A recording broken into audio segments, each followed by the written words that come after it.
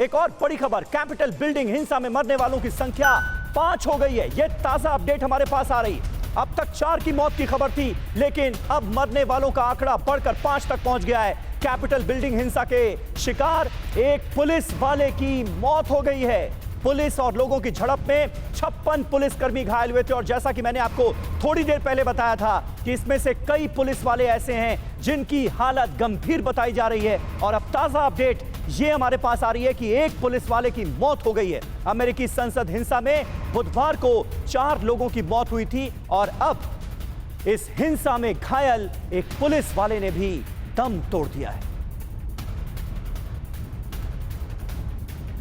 और रोहित शर्मा हमारे संवाददाता इस वक्त वॉशिंगटन डीसी से हमारे साथ मौजूद हैं। रोहित, अब सबसे बड़ा सवाल यह है कि इन 5 लोगों की मौत का जिम्मेदार कौन है?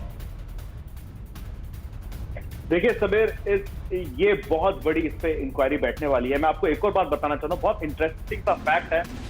$516 मिलियन ये बजट है कैपिटल पुलिस का। जो कैपिटल पुलिस सुरक्षा करनी चाहिए जिसने कैपिटल की, उसका आप बजट सुनिए, $516 मिलियन और वो विफल हुए।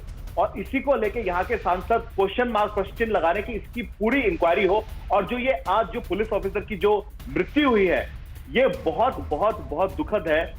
वैसे एक अगर इसे आप ट्रंप के हिसाब से देखा जाए तो उनके लिए ये परेशानी बढ़ा सकती है कि कैपिटल हिल का जो पुलिस कर्मी है उसकी आज मृत्यु हो गई है। और दूसरी से समझने वाली इंपॉर्टेंट बात यह है समीर कि क्या अब जो बाइडेन और डेमोक्रेट जब ये 20 जनवरी को नियुक्त हो जाएंगे, राष्ट्रपति बन जाएंगे, क्या वो इस मामले को दबाना चाहेंगे कि यूनिटी के नाम की देश को आगे बढ़ाने चलिए जो हो गया सो हो गया, या फिर डेमोक्रेट, क्योंकि अमेरिका बहुत डिवाइडेड है, अगर वो इसको नहीं, रोहित, मैं आपसे ये जानना चाह रहा था कि अमेरिका का प्रेसिडेंट रहते इन 5 लोगों की मौत का जिम्मेदार ठहराते हुए क्या कोई केस चलाया जा सकता है डोनाल्ड ट्रंप पर या नहीं? क्या उन्हें देशद्रोह के केस का सामना करना पड़ सकता है आने वाले कुछ दिनों के अंदर राष्ट्रपति पद पर बने रहते हुए भी? क्या ऐसा कोई प्रावधान है?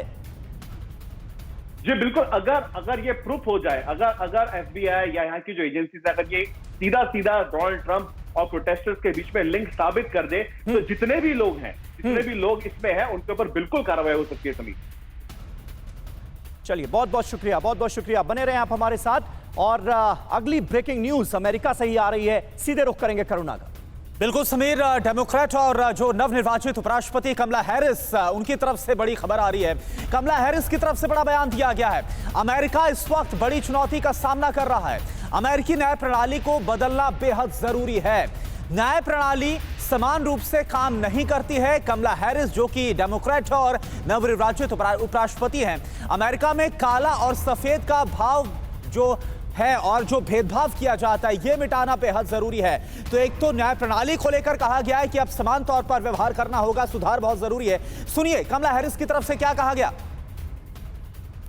और चलिए, हमारे साथ इस वक्त आप देख पा रहे हैं कि वॉशिंगटन से रोहित और साथ साथ मनीष जुड़े हुए हैं। मनीष, मैं आपका रुख कर रहा हूं। देखिए, बहुत बड़ी बात कही गई है कि जो न्याय प्रणाली उसमें सुधार करने की जरूरत है और श्वेत अश्वेत के बीच में जो भेदभाव है इससे मिटाना बहुत जरूरी है। और ये हम देखते आए कि जो डेमोक्रेट्स का रुख है वो इस तरफ काफी ज्यादा लिबरल माना जाता है और ये उनका जो चुनावी कैंपेन वो भी नजर आ रहा था। और दूसरी बात, ये जो न्याय प्रणाली में सुधार की बात कही जा रही है, इसे कहकर कमला हैरिस क्या कहना चाहती हैं?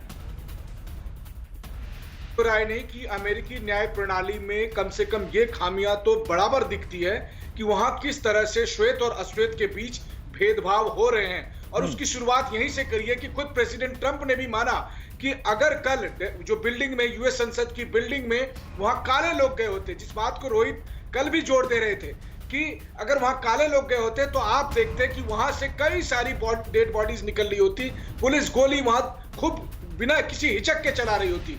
लेकिन चूंकि वहां पर प्रदर्शनकारी गोरे लोग थे, इसलिए पुलिस की भी शक्ति बहुत ही कम थी।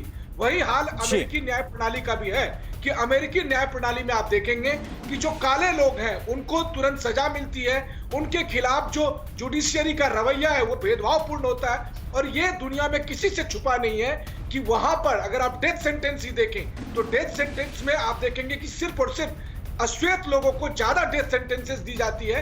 और रिसर्च से भी यह साबित हो चुका है हार्वर्ड यूनिवर्सिटी में कि जिन लोगों को फांसी की सजा दी जा रही है उसमें से बहुत सारे अश्वेत बेगुनाह थे।